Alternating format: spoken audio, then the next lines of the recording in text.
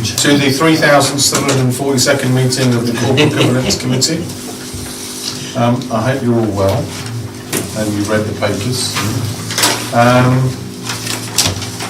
We have some apologies, firstly from Richard Auger, who can't be with us tonight, and we also have apologies from Fabienne, who also wishes to step down from the committee. So we will need to identify a willing victim volunteer to take on the role that Fabienne will step down on. So I will leave that initially to Simon's good officers to make some suggestions to me in between meetings, because I think we'll have to take that to the December Council. We leave that to the leader. Now the leader's told me I've got to sort it, so I'm leaving it to you. Oh, I see. So some good ideas from you, Simon. We'll liaise with you, Chairman. Okay, because I have no idea who has got free time on council. Your point about it going to council, yes, it will need to go to council in due course. So December must be the appropriate one because we open until January, as I understand. Yeah. Okay. Richard, have you heard anything from him, Richard? I've not, Chairman. Yeah. We have had apologies from Leslie Walnut. Walnut, yeah, as well, yeah.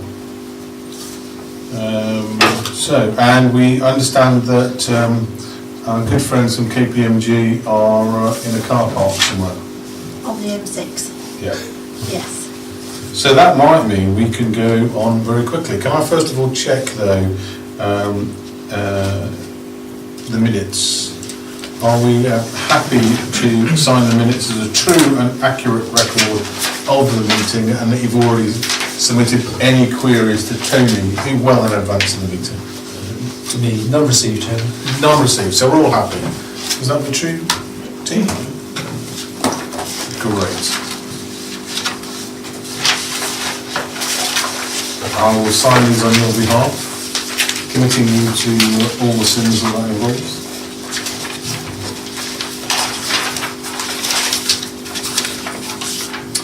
I'll then ask you to confirm that you have no conflicts of interest and no whipping arrangements. No? Fantastic. We'll move swiftly then on to the annual audit letter, which starts on page 21. And I'll go immediately to Audra, who will explain this all in detail to us and answer all of our queries. I'll certainly do my best, Chair. And KPMG do offer their sincere apologies for not being here. Certainly they were intending to be. So obviously they would normally present this themselves. And actually in this annual audit letter, really there shouldn't be anything new, because in terms of their ISA 260 report, which is what comes with the financial statements that you would have seen in July, and this really just summarises it all. And as you know, we were in a very good position. All the deadlines were met. We worked very closely with KPMG, and there was no issues really for them to bring to your attention. And they've issued their certificate on the 30th of August thereafter. And included in that, they issued an unqualified conclusion on the authority's arrangements to secure value for money, a much coveted by some authorities, that would be. Other than that, Chair, I don't propose there's anything else on that particular one, but happy to take questions. So questions, colleagues, on pages 21 through 30. Do we have any? Can I just ask one? Only because I don't know anything about accounts, but on the page 23, when it talks about clearly trivial, and it says that it's clearly trivial if it's less than 25,000, is that normal? Very. Yeah. Very. Do you want to explain why though, or just Sarah knows? So in terms of the amounts involved with an authority, so say for instance our turnover, if you like, obviously we're not selling things, but is in excess of £100 million. So it's to put it in that context. It's not to say that it's not trivial if they find something under £25,000, and that's not to say we don't put it right. Does it depend where it's found then? Yeah, and there's also in there, just as a protection, so you haven't got lots of 25,000s all over the place, that we have creeping materiality as well. So as long as there isn't, like I say, lots of And them, do you want to in which give case... what's the audit tolerance? Is it 500,000? 500,000, yeah. So unless there's something over 500,000, they really wouldn't jump up and down about it. Yeah. Okay, any other points on pages 21 to 30? Are we happy to accept the audit letter? Thank you very much. Shall we then move pages 30 to 34? I think the letter is page 31. Yeah. And 33 in your pack. Members, this does exactly what it says on the tin. It tells you about the closure of the accounts and that it's all complete. No questions. Any questions on the letter?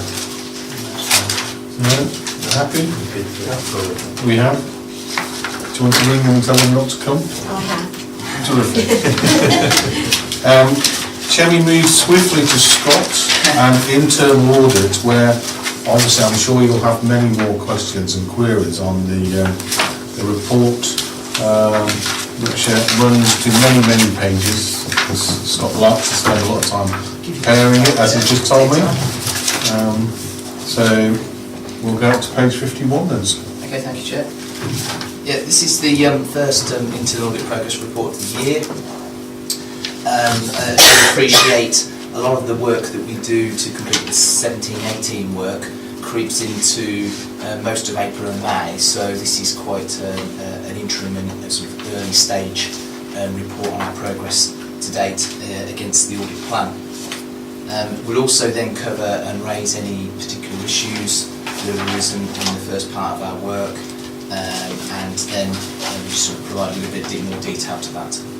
Okay, so if we go first to the section on the delivery of the audit plan, from section 4 on page 36, just really to say the overall message from the position we're in at the moment is that the audit plan is on course for delivery.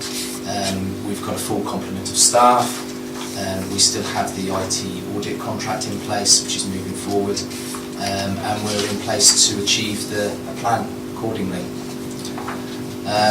The progress to the end of August, we've completed 11 or 33% of the audits, a third of the audits so far, and we have made a good start on another third of those.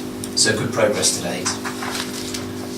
Just to raise to the attention of the committee in terms of changes to the audit plan. We have, during the course of our consultation with senior management, agreed to cancel one particular audit, which was looking at the asset register for 17-18. This is an audit that we undertake as part of our financial work in support of the external auditors, and we tend to do it really late. It sort of gets done in sort of April into May as part of the closure.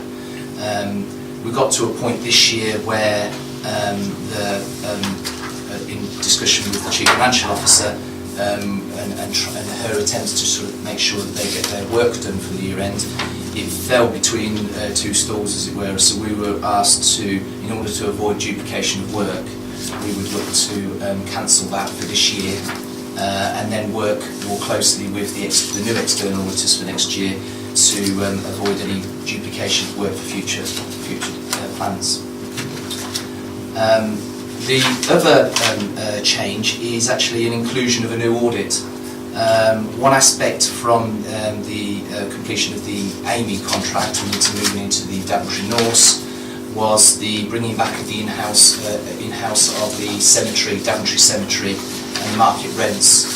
So again, in discussion with the Chief Financial Officer, we've agreed to bring that into the audit plan, and we made a start on that very recently. It's a small income collection area, but it's one where we need to make sure that we've got the necessary controls in place for, although we brought it back in-house, it's a completely new system.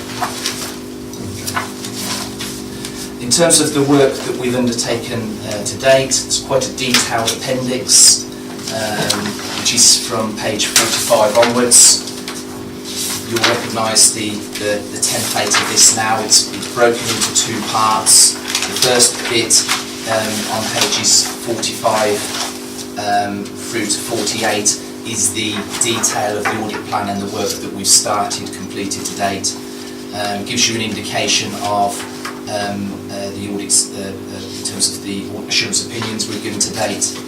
So I'm happy to take any questions on that from members if they so wish.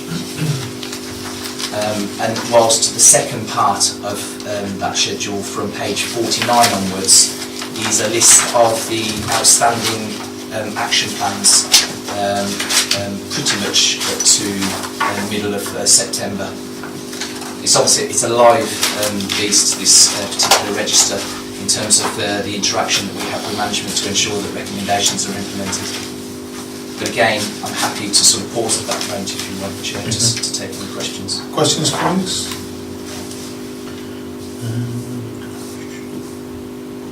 On page 36, 4.5, consideration is also being given to setting aside resources to review licence applications. Yes. If management decides to. Yeah. Are we any, are the management going to bring it in our house? And if they do, will it affect you at all? Stop. This is a sort of note, a future note potentially that we may, that the current arrangements are that there's a partnership arrangement with East Northants for it's a partnership, licensing partnership arrangement. There have been, as I brought to this committee, issues with income reconciliation, which was quite critical to that from a control perspective. And management have been making deliberations over whether they wish to continue with that arrangement or not. At the point of writing, there was an indication that they may be looking to bring it back in-house later in the year. This is just a note here, just to that we would bring that back into the audit plan also. Any others? I've got some crossover points between this item and the next one, which I'll wait to take unless you've finished asking your questions, Kevin. I can't finish. Okay, carry on, Kevin. The ICT audit work Yes.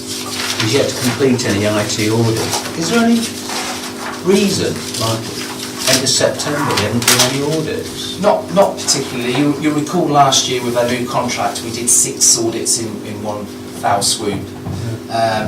We have undertaken, to date, we have in-house, we have undertaken the follow-ups for that work, which is progressing. You'll see the follow-ups that we've already undertaken on critical areas like cyber security and email and internet. There's been a slight change in management at TIA, our contract auditors, computer auditors, and I'm actually meeting with them tomorrow just to run over the timing allocations for those. We've only got 3 audits, so we can easily fit those in. And the first of those is quite a critical area with supplement to the cyber security, which is looking at mobile device security and management. So that's due to start very soon. Thank you, Chair. Any more, Kevin? No. You sure? Yeah, I'll Well, just checking. No, I'll let you carry on, then I'll come back. Very kind. I've had some representation since I spoke to you, Tony, from members around our role as like the equivalent of the audit committee, given the move to the unitary, and in particular our role in terms of risk management. And within Scott's very informative pack, you'll see on Annex A, page 46 at the bottom, where corporate governance and risk management sits within internal audit. But you'll also see on page 57 in the risk register the prospect of imminent local government reform. And I've been asked how we as a committee by members would be ensuring that the due diligence process of the merger between the three authorities is going to be undertaken, how we're going to assess whether that's being done appropriately, and also the financial probity of our two partners in terms of the borough and Southall Pats, and are they as financially secure as we are? Now, those are all fairly big questions, but I'm summarising the conversations. I think people suddenly woke up to the fact that corporate governance was happening, and I've had a series of calls yesterday and today from members who are a little touchy, I think would be the view. Now, I think clearly risk management sits in here, but I don't know whether it sits in internal audit or it sits under the risk bit. And clearly we should be, as the officers have already identified with the risk management system, identifying the concerns we have as a residual authority going into a new structure, that we've done everything to ensure that we're doing it correctly, our assets are managed correctly, etc., etc., etc., going through. And of course the only place that will land is on this committee. Right. I'll fire the first go at that. Internal audit's remit will be in respect of this authority.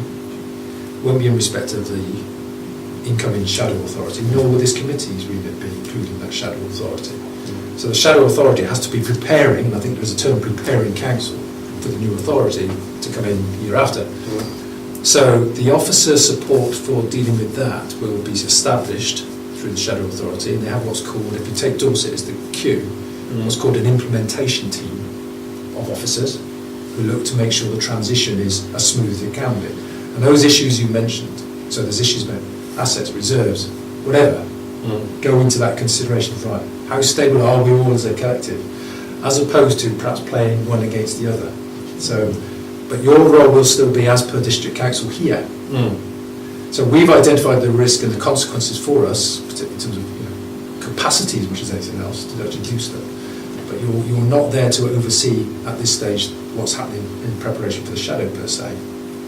But you may well have a desire to say, look, these are sorts of things that perhaps ought to be raised in addition to what we might already be thinking about, because we are already thinking about things.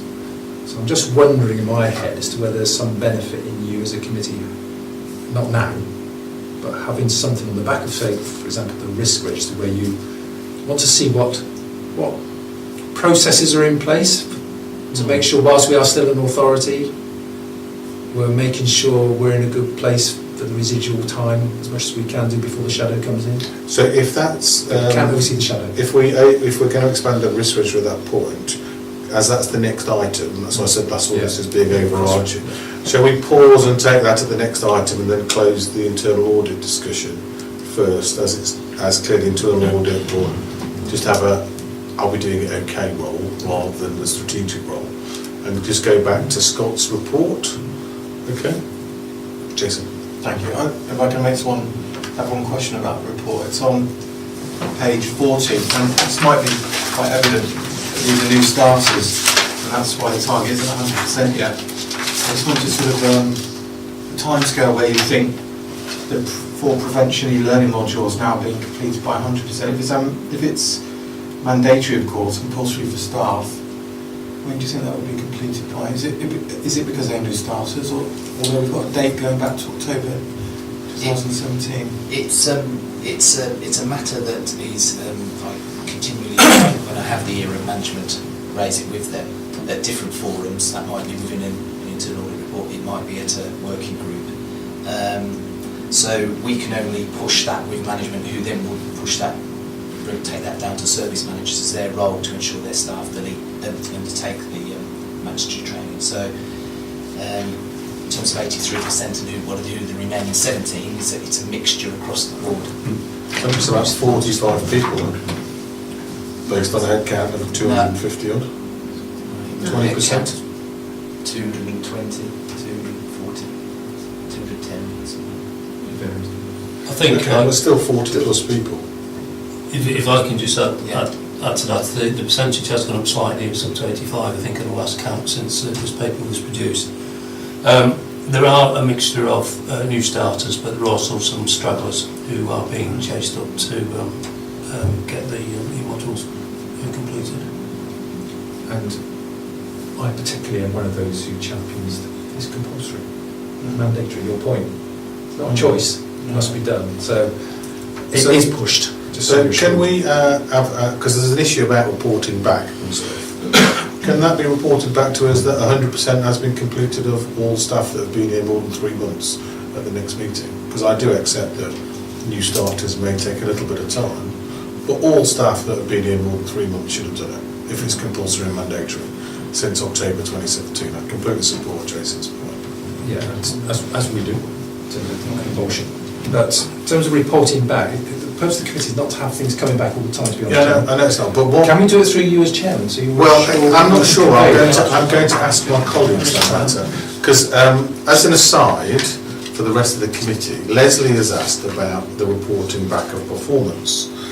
Colleagues have said, well, we have a set agenda and we can report back through the chairs, and I want to make sure which route do you want to have as committee members, rather than me just going, yeah, we can do that. Because clearly Leslie's agitated about the reporting back element, and it would be unfair not to debate it at the appropriate point. And this might be an appropriate point, Simon. Okay. Chairman, just to give the committee a chance to consider that. Okay. I think one way of addressing this is, as most of the issues where you're looking for action or further updates relate to the internal audit process, that if Scott includes them in his next update, which will come to the next committee. Does Scott do an update for every committee? Remind me. So- Yes, I do now. Yeah. Right. That's waiting. Colleagues, what's your view? Well, I did drop you a line, didn't I? You did, and that's why, and Leslie's dropped us a line, and I've shared it with Tony, and Right. this is the response that's coming back, which is why I'm asking colleagues' view, because the officer's view is we should now do it maybe through Scott's report or a briefing to me. I would prefer we did it formally through Scott's report than just the briefing that I get before the council, the committee meeting. I'll take back now, because that's a better option. If it's coming every time, that's fine, it's a better option. So for example, in local government minutes, you don't have matters arising, you won't have matters arising where it would be a normal way to raise it. That doesn't happen in local government per se. It's not how you are able to publicise the agenda and what have you. You can't have matters arising, you have to give notice to what you're considering.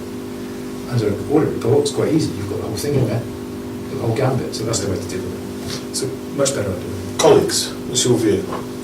Mine is I understand what Simon's saying. I suppose that's always the tricky point between local government and actual business.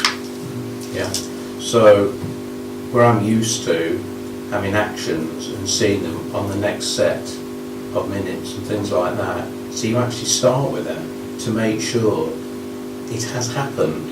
Yeah. And that's the bit I don't understand, because that's like a separate document each time. Yeah, there's no what I would call continuity between the previous document and this document on matters arising. Yeah, your words. So mine is, if we look back and we're only picking on something, I think Audra said, was one of them was that something was going to be implemented in September, October, November this year. Yeah. Now I don't know if that's going to happen, because I won't see it. So I'm not suggesting Silver's not going to do it, or anyone else. I'm saying I want to know if it's been done. And otherwise, you say some things, and then it's just lost, because it's not carried forward. And that, to me, is just not right. It's not lost, first point. Frequency of coming back might be an issue. So you get your annual reports, for example. What's been now suggested is the quarterly report, essentially, is your committees. So that's a lot better. There's also a distinction between you make decisions, we take up the decisions, translate them into the actions needed to actually then make sure things happen as officers. So there is that distinction as well from, say, a business environment compared to a political local government environment. So that's a subtlety within it. But it seems to me you've now got the solution of reporting back.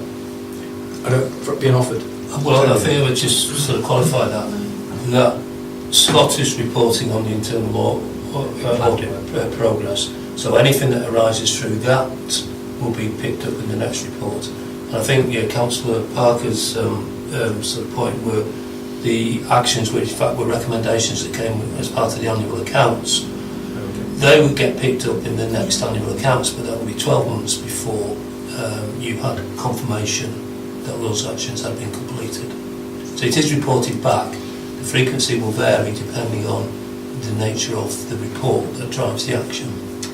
That I don't know if I'm saying this right, but you understand my concern, and perhaps some other people, that I won't know for 12 months if it's actually happened. And that takes a bit of selling to other people anywhere that this has happened, but I don't ask me, it's 12 months away. And I think you're right, that the meetings tend to be siloed and disjointed from the next meeting. There's not a continuity of care, as it were, with what we're doing. And we've had this conversation about performance management before. And I think that if we can start, because obviously the quarter report thing wasn't suggested to me when you dropped the email, with Scott reporting back on actions within his report at the next quarterly report. So he'll be able to tell us whether or not Jason's point on mandatory training has been completed in the next quarter. And let's build up from there and see where we get to. Because we do have to have this requirement to notify of what's going to be discussed, don't we? So we've got a quasi sort of judicial thing at the start. Well, we want to do what we want to do. My own point in there. When I prepare and put all this information before members and before the Corporate Governance Committee in particular, you have the opportunity to raise questions, and it can be raised across the board. I don't just sort of leave that. I'll take questions, write them down from the meetings, and ensure that they get put into future internal audit progress reports. So with that particular point, I certainly will, and I'll certainly make note of any others, even if they're not necessarily minuted. Yeah, I think that would be really helpful, Scott. Yeah, and then we can pick up some sort of underlying action report, and then the papers sit there in the public domain for the future. It won't necessarily be formalised in an action plan, but it will certainly be within. I pick those issues up and certainly make sure that if they're of interest to members, then I elaborate on a bit more. Are colleagues content with that approach? Obviously, I'd like to see the first one. Okay. So the answer is yes, Kevin. Yes, when I've seen the first Thank one. you. Yeah, okay. So let's take that as an action, Scott. Well, and we'll look to see how you phrase it in the next quarterly report. okay. And we'll leave that in your hands. Okay. Not to labour the point, I do see Kevin's point.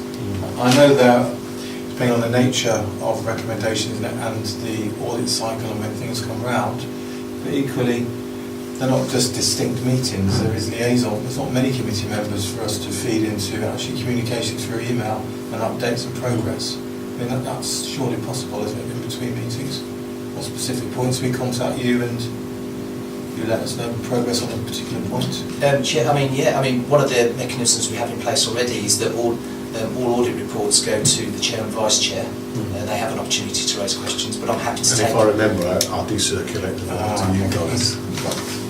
And I'm happy to take questions on any aspects in there as well, and any you may sort of think of that are relevant to the audit plan, the current year's audit plan. Yeah.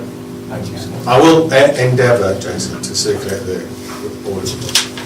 The other thing in that, though, still sticking to Jason's point, is that something where we can ask the SMT in their meetings to follow up on, so that it's minuted? Because I don't see this sort of thing being picked up in the SMT minutes when I get those, that you're chasing down 40 odd people that haven't done things like this.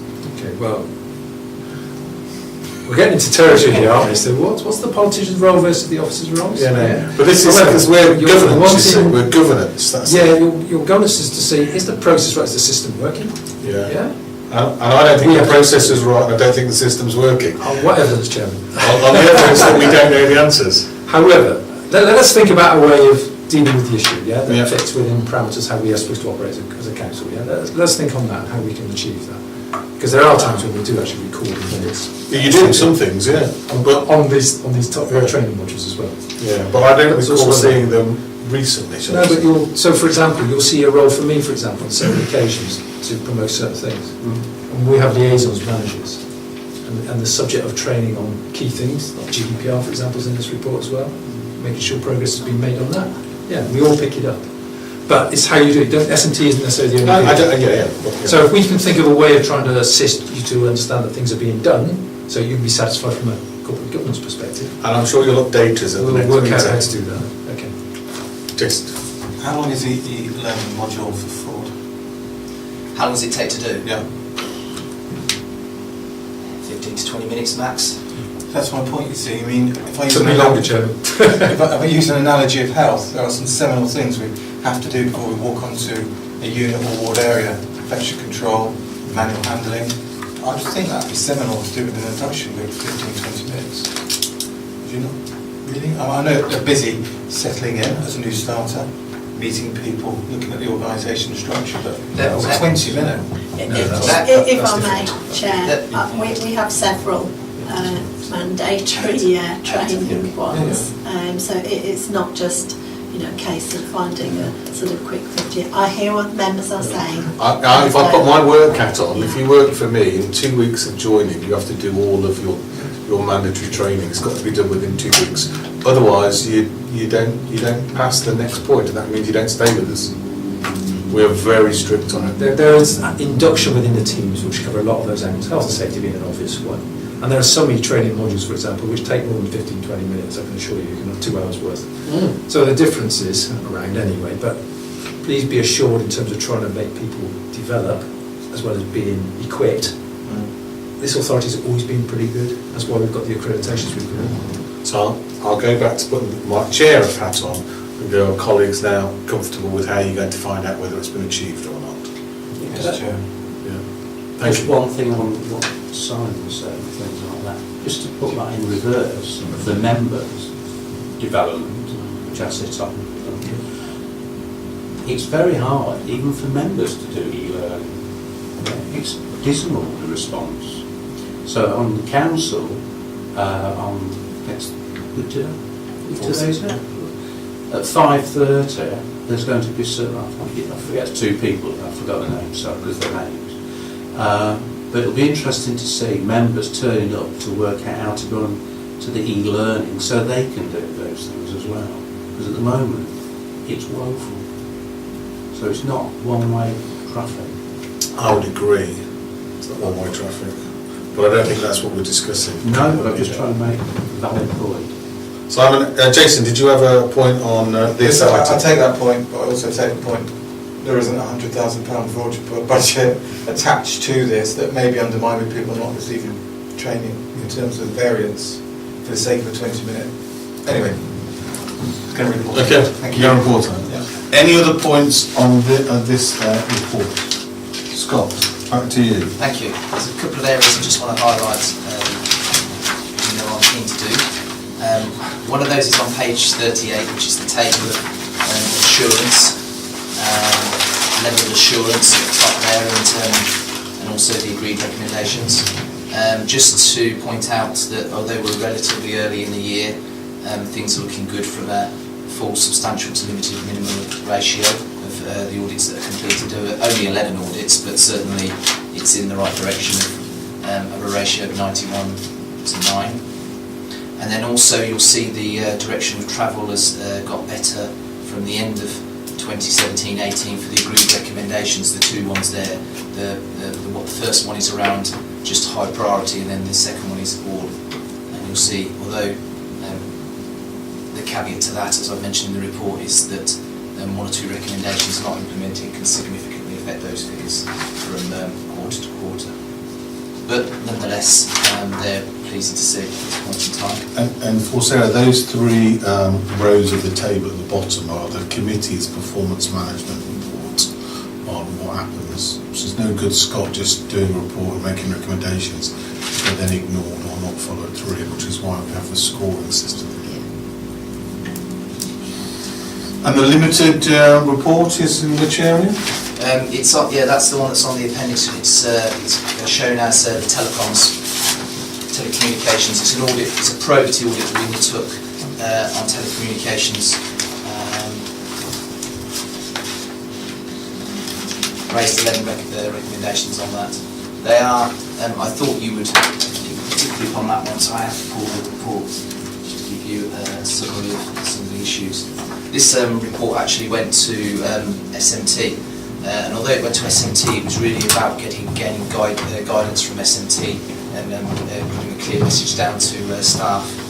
The findings were around just minor inconsistencies in documented policies and procedures, and the focus of the audit and the testing was around payment of personal calls and mobile phone calls by members of staff. And although not financially material as an audit area, from our perspective, it does set a sort of a cultural perspective and a need for management to raise awareness and ensure compliance with the policies and practices. So that was the main emphasis of why I went to SMT. It was considered that by them in August, and they've accepted all of the recommendations, and they are sending out a clear message to employees through the council courier as an article to follow. But in terms of materiality, in terms of people paying or not paying for personal calls, that was the issue that I had for that particular audit.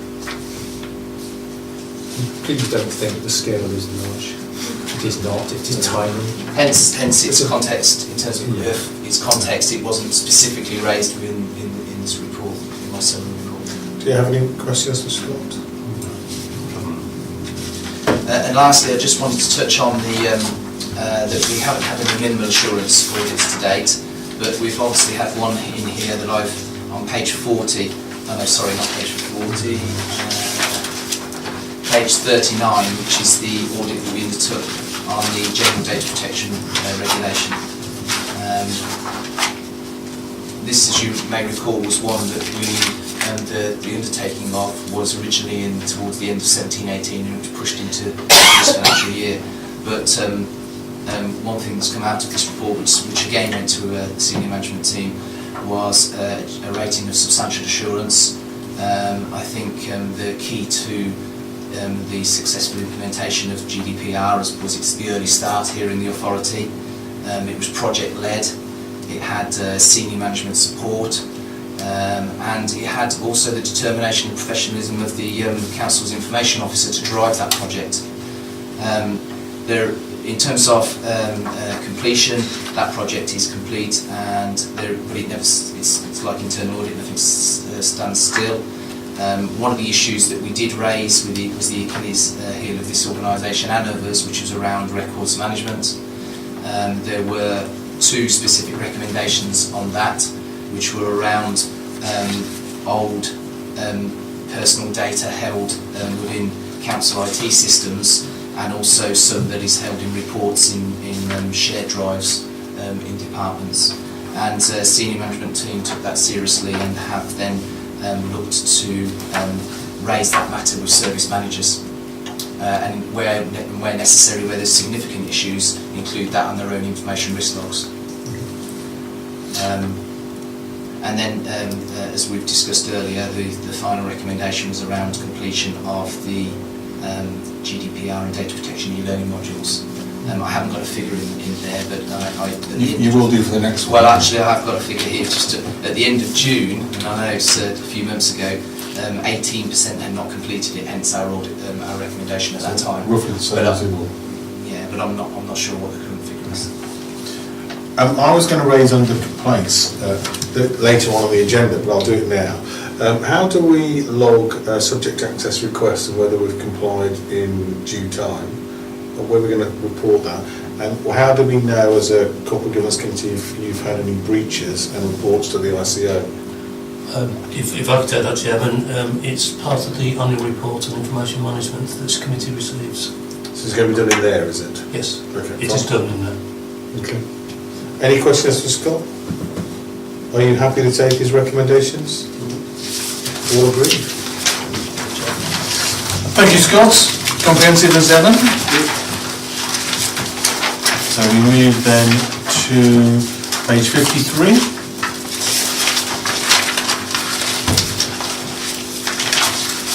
Okay. Yes, Chairman. I think, given some of the earlier discussion about strategic risk register and local government reform, it's probably useful just to have a sort of refresh of the context of this particular document and what we're trying to achieve with it. So this is the strategic risk register, which looks at the risks in delivering the council's strategic plan. So it is based on the council's current strategic plan and what might impact on us in our ability to deliver that. In terms of this committee has a role in ensuring that the correct processes are in place for risk management, rather than challenging the detail and the ratings within the strategic risk register. The strategic risk register is presented to members. It comes to this committee annually, normally in February or January, February. It goes to strategy group and then on to council for approval. It was in April this year that in the light of the proposals around unitary government that the committee called for a look at this mid-year. So this is essentially what you're getting now. At the same time, this the strategic risk register is going back through strategy group. In fact, it went to strategy group last week and will go on to council next week in terms of agreeing the changes to the strategic risk register. So really what we're bringing here is the plan to evidence to this committee, and we're actually going through that review process. So with that in mind, again, just if members right, so let me, because we're talking big picture then before we get into the detail. So who does challenge the risk register if we don't? Because that's what you just said.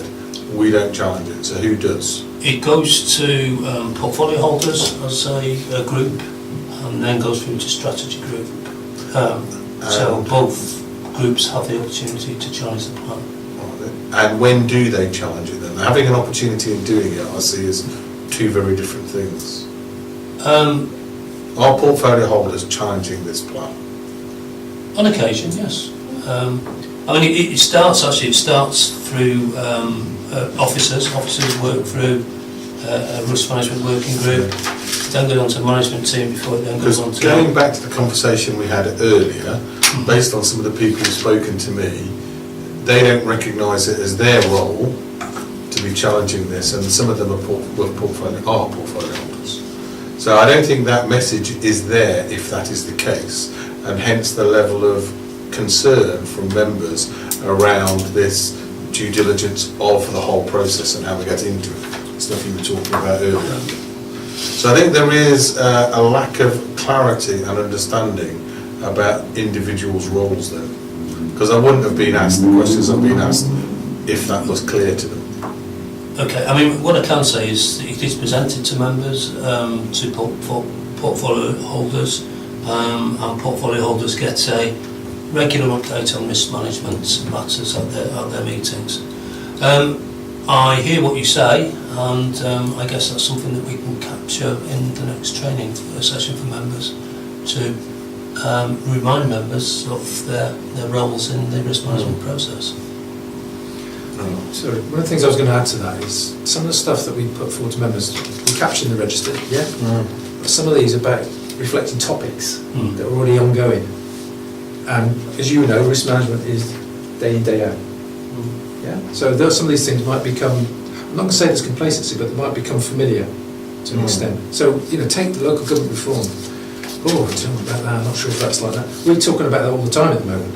It's dominating members and officers thinking at times. So this captures it and gives the chance to just stand back and be strategic about it, members, portfolio holders and strategy group. Is this the kind of stuff? And you need to see that kind of process working. What your question is, the contributions of individuals at a certain point. Yeah, and if they're not making a contribution, then the process isn't working. Unless others aren't. If the others are doing the right thing.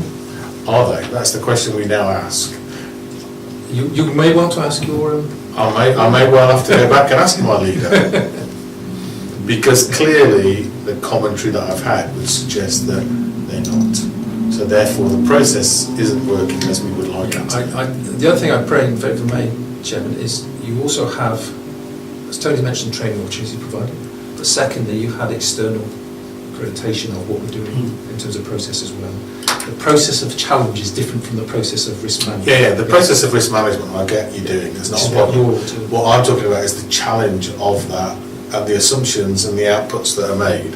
And sometimes the clarity, because Tony had to point out to me what the trend is, because I didn't get it initially, in terms of the code in the boxes that shows you what the trend is. Because I asked him if these are all red, okay, brutal, what's the mitigation and is it working if you're going from red to red? And then he pointed out, oh, it has changed. But you have to work out how to do that and dig in it. So if you see in the box on imminent local reform, there's A1 in there. And then in the other one, it's A2. And then you have to go to the back page and then look at the chart to work out where A1 and A2 is on the little table. And that's how you see the direction of change. But you know, I owned up to it. Tony explained it to me.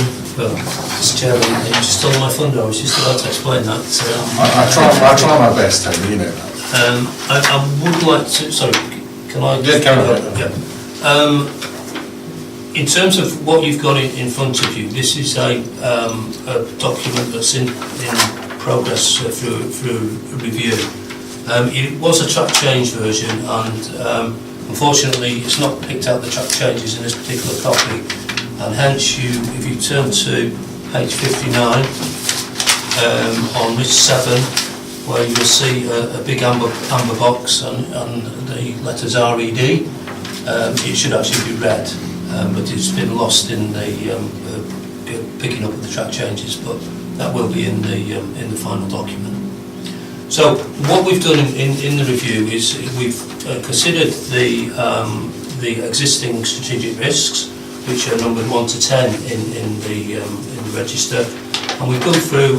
There's been some revision and some checking of the ratings of those, so there has been some change, but not significant change in those.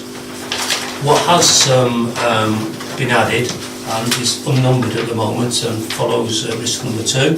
In between risk number 2 and risk number 3, bottom of the first page of the register, is the prospect of imminent local government reform in Northamptonshire.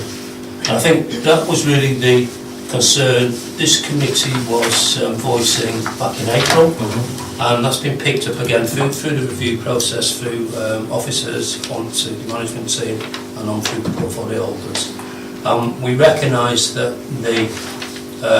the prospect of imminent local government reform in Northamptonshire is a strategic risk for us. But it's about, I'll just go back to my sort of introduction, it's about the impacts or the risk of that impacting on our ability to deliver the council's strategic objectives. So it's about the risks on doing business as usual, opposed to the risks of a unitary authority itself, or what happens going into a unitary authority. And that's how we've assessed it at this stage. Now, it is likely, I mean, we're waiting for government announcements, we're waiting for the Minister to make a statement on local government reform, and the expectation is a positive decision in terms of unitary councils will come in the autumn, to use government speak, and then that will then will be subject to a parliamentary order which is likely to go through in the spring. So once a decision has been made on that we are moving to local government reform, then that will change, because it's no longer a risk that it's imminent, it is going to happen, and then we'll reassess what that means to us in terms of our ability to deliver our current corporate plan. So it is about that current corporate plan, not what happens in the future. So really what you're saying there is 2 and unnumbered are rolled into one and then split out again. Because you just said the risk to business as usual and the risk of going into a unitary. Well, this one here is inability to manage the expectations of external and then going in there. So there's, I think we might need slightly better wording to show that. Yeah, I mean that may be the case, but I think the risk number 2 was in the register, has been in. I mean, the wording may have changed from year to year, but essentially that risk has been there for some time. And what that's really about is whatever's happening at the county council, how that might impact on us delivering our services. So if the county stop doing something, what impact does that have on us as an organisation? Do we have to change what we're delivering? Does it impact on our finances? So that's really what that was about. The local government reform is really about being deflected from what we're doing. You know, because of there are people doing work towards supporting the preparation for local government reform. Are that resource being taken out of the organisation? Is that going to impact on us being able to deliver our strategic objectives? So I think they are two separate risks. But when we look at it again, we may feel that they need to... I agree they're separate risks, but I think there might be 3 risks here instead of 2, that's all.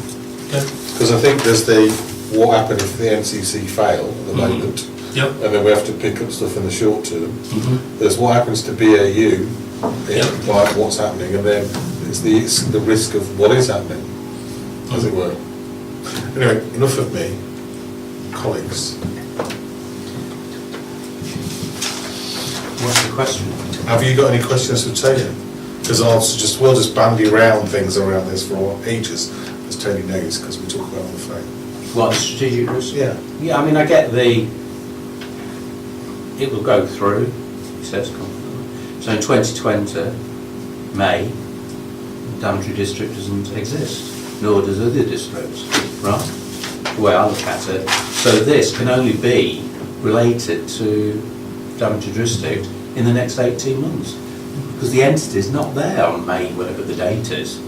So it can't be anything else, as far as I can see. No, but in between now and then, if NCC fail, we've got a load of stuff to pick up. You mean if they fail?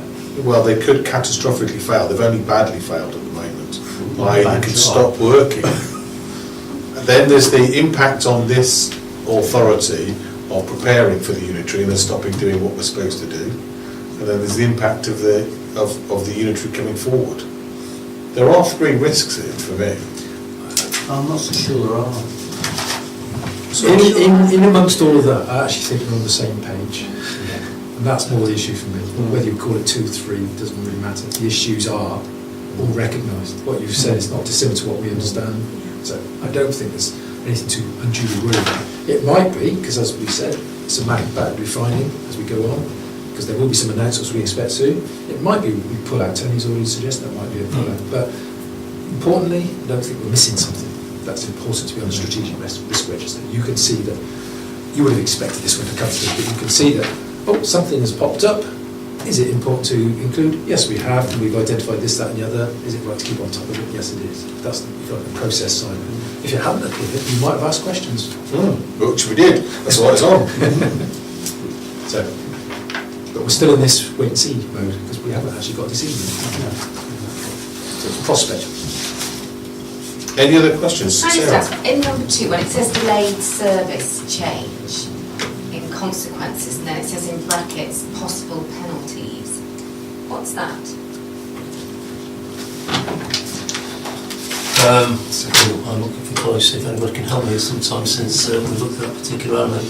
But it's really about where, if the county stop doing something because their funding is, they no longer allocate funds to us, and we have to pick something up or change the way that we do deliver something. If we're not delivering within time, there may be penalties. I'm sure there was a specific example behind this, which I can't recall at the time, this time. But I can refresh my memory outside of the meeting and get back to you on that. As a group, we have people from all the various areas of the authority to add their service impact, if you like. Yeah. Because we want to try and focus more on the outcomes than the process. But there is something there that's been identified. Come on then. For instance, the care and repair service and the disabled facilities grants that we do. The county were funding that particular part of that unit in terms of delivering those services. Now, disabled facilities grants it's a statutory service that we have to do, but the withdrawal of their funding, and often these decisions don't come with a great deal of notice, may well have meant that that service was impacted and we didn't meet the deadlines for, you know, delivering disabled facilities grants. Now, all of our mitigations for that to happen mean that clearly we would aim for that not to happen, but that's a consequence of it doing nothing. Yeah. So it's that type of idea. Yeah. Anything else, colleagues? Simon? Jason? Just something, it's a bit abstract this, but the last, number 8, damage to reputation, and some mitigating action in place, effective communication both internal and external. The point I'm trying to make is that, you know, although that might relate to the next 18 months or wherever we end up, and of course people are going to be unhappy with forthcoming changes. I'm not going to prophesise, but chances are council tax will rise. I don't want any of that actually attributed to this council that has been successful and robust and financially astute as a last sort of memory that then might be attached to the staff members here, managers who have done that previously. So I don't know if you've got plans when you know what's going to happen to perhaps highlight that this isn't you and that it isn't this authority, and that actually it's a fait accompli and services will change, nothing to do with you. Does that make sense? I'll go. Shall I go first, Audrey? Yeah. One of the high-level work streams across the piece, as it were, in Northamptonshire is about communications. But there is this issue about giving people the confidence in the new authorities to come as well as the old authorities. Now, we're in a better place, perhaps than some, aren't we? So we can do that. But the intention is to be managing other things, if you like, rather than... It's not just about the local government reform. There are other things that have a reputational consequence. So, for example, can you imagine the scenario of someone buried in the wrong grave? That kind of stuff. That can soon blow out all proportion. But the point about this is about being effective, telling the truth, but telling it in a way which does not undermine confidence, people's confidence in public service. Because whether we've been a good council or not, in this scenario of change, we need people to be thinking that their new authority is going to do as good a job as it can, within the constraints it's got with the county council's finances, etc. But that's the basic purpose of this. I think the other thing I would say is that this will be an issue of timing as well, because we can only put out there factual and what we know. Decisions on council tax equalisation will be made by, you know, the new authority. So we won't be able to say now, you can say the likelihood, but that's politics of it. That's not something that we as an authority can say, you know, the council tax is going to go up, because that's decisions for later on. So there won't be a chance later on to say, now that we're with you on Daventry, we're really good. So there'll be some of that. But I think there will, sorry, Chairman, if I can add to that, I think that there will still be opportunity for us to promote the good things that this council's doing. Because the shadow authority will be setting a budget before the unitaries actually take place. So it's while this council is still in operation. And we'll still be producing our internal documents, the courier, where we give the positive messages to staff, and we reinforce those through team brief messages. But also Daventry Calling will continue to be produced. And the current edition has just gone out, which has the annual report. So this time next year we'll be producing this year's annual report, and you know, all things being even, we will have a good story to tell. So that will be going out, whilst some of the less positive stories perhaps around the council tax setting, budget difficulties for the unitaries are hitting the press as well. So. Anything else, colleagues? I've just got one, and I don't know if it's a risk or how we do it, but how we, and I'm picking up a bit on Jason's point, but how we ensure that legacy activity continues after we're done. So things we've committed to getting done when we're not here. Get on the new authority, basically. That's the matter for the new authority. But whilst recognising yes in the politics, but is there ways of us making sure that we've signed the contract and it's all signed. There will be some contractual commitments, unless the new authority wanted to come out of those contracts, which it also could choose to do, but with the penalties moved out. But there are things that are trying to be put in place to enable that smooth transition, as much as can be wanted at this time. I'll put it like that, because members will want to be thinking, those members who want to be part of the new authority, for example, will be thinking, actually, perhaps we do want to look afresh and do something different, change the way we operate at council, commissioning council, all that sort of language you've heard about, versus in-house council, or whatever you want to call it. But we are trying to set things up which make sure that the taxpayer is not going to be disadvantaged any more than perhaps might otherwise be the case. And I say otherwise be the case because we know the county council's facing the position. It's affecting currently and it will affect continually. They're going to be disadvantaged, whichever way it goes. Right, as everybody's happy, can I go to the recommendation? But before we move on, can I ask a question about the wording of the recommendation from my learned colleagues? That as appended is endorsed. How does that work? And who to? Or is it just sitting there? We've endorsed it, so it's okay.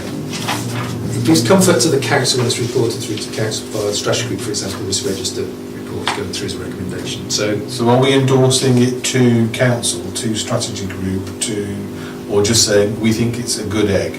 You are thinking it's a good egg. Okay, just so we're clear. But you're recommending it's a good egg. It's a good egg. You're happy to endorse it. Okay. As a good egg. As a good egg. As a good egg. Colleagues happy with that? Yeah. Right, it's a good egg.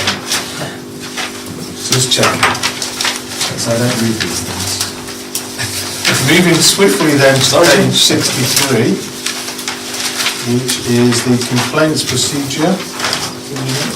Simon, are you going to do that? I'll deal with this one. I think it was a lunch officer last time, but I wasn't the lunch officer at the time, it was Tony, so I understand why you looked towards Tony. This is the report that comes through from Maria's team, regarding the complaints procedure and the contact centre, etc. Have your annual report. You've outlined the process.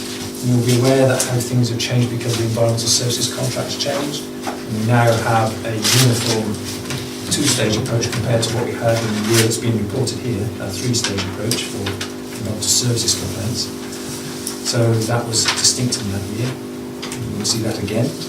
So you have the process, and we did do some tweaking of the customer feedback and complaints. So corporate complaints and feedback policy, which we changed into ultimately customer feedback and complaints procedure. Forget the names, it's all about complaints and feedback. In terms of volumes, on page 65 in particular, what happened in 17-18, a slight increase on the previous year. That's stage 1, and stage 2, and stage 3, and overall therefore you see the numbers. Always put it into the context of the thousands and thousands of transactions there are, and we use that many transactions for this purpose. So those rates are not bad rates at all. We've also got the Ombudsman report, and again, when you look at the comparative figures from previous years, we have 1 out of 7 essentially upheld, and that is consistent with previous years essentially. And the one that was actually upheld was from 2016, it was made 2016-17, but it wasn't decided until 17-18. But as an authority, in comparison, we are a good authority. We don't have particular difficulties. You have a breakdown of where those complaints originate from, both in table form, and also some breakdown of the pie chart form. You will see from the pie chart, which is the obvious one to use, public space, environmental services, is where we get most of our complaints. Well, of course we would if you think about the number of engagements there are every day across the district. People having their waste bins collected, landscaping being done, church opening, cuts, grass being cut, etc. So the same picture, nothing unusual to report, Chairman. It's there for your information to see. Are people taking advantage of complaining? Yes, they are. Are we dealing with it? Yes, we are, because we don't get many of the Ombudsman consequences. Colleagues. Can I just ask about the environmental services then? So that change when you look at the bottom of page 64. Yep. Why was that changed? That was how it was originally 3 stages in the contract that was set up. Yeah. We reverted to a two-stage approach during the course of that, if you like. As we came out of the contract, we could put it back into synergy with the rest of our complaints handling. So why do people have to go through 3 stages? 2 stages is better than one. In terms of the waste, did we see a spike because we've had more complaints in this process when we changed the bins? Is that why that's gone up? From change of contract? Yeah. There were a lot more contacts, yes. I haven't got the breakdown of the figures, but let me say there was a huge volume of concern about changes. We did have the lines choked, the telephone lines choked. Because I think it would be interesting if you could get Katie to add next time, not just the number of complaints, but the number of contacts.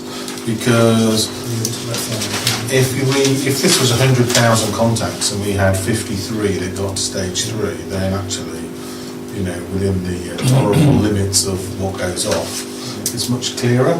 While 3%, as that 3% of all contacts, actually it's 3% of those who got to complain. Went on stage 3. You've got it in that paragraph. You're referring to page 65. You've got the average handling number. So you've got the 80,000 calls. You've got the 9,000 face-to-face contacts. But as it says, there are lots more, and it's trying to. You could write down. You know, how many people in the district? You get a bin collected. 73,000. So, that's a lot of contacts in that sense. It's trying to make it meaningful, I suppose, in the report. But if she's going to use that number, if she could have used that number across the year, so you can see whether or not overall the number's growing of contacts and whether or not the number of complaints is going down because you're doing such a great job. And do we ever record people who say thank you and well done? Yes, and that's the feedback element, and for example, that will usually see itself transcribed in the courier, internal courier. So thank you to so-and-so, and thank you to so-and-so for collecting my bin, or thank you to so-and-so for helping me on my application form. Okay. Sorry, just to clarify as well, Chair, I think you might be talking about population rather than houses that have a bin. Yeah, no, I was. That's all right then. Thank you. It's not 73,000. Helpful. Yeah, it's not 73,000. It used to be. Bins being emptied. Population in the district. Yes, population. Well, some of us have more than one bin. Well, we've all got Any questions, colleagues? I'm leaving out. Some of those will be pre-verbal, unable to pick up the telephone. Yeah. So anyway, no questions, Chair. Are you happy to take the recommendations, which are on page 63? To endorse, i.e. it's a good egg. Just checking. Thank you very much, colleagues. We don't have any other business, not allowed. It has been notified beforehand, and nothing's been notified to me beforehand or to you, Tony? No. So I would be happy to close the meeting at 7:25. Thank you for attending.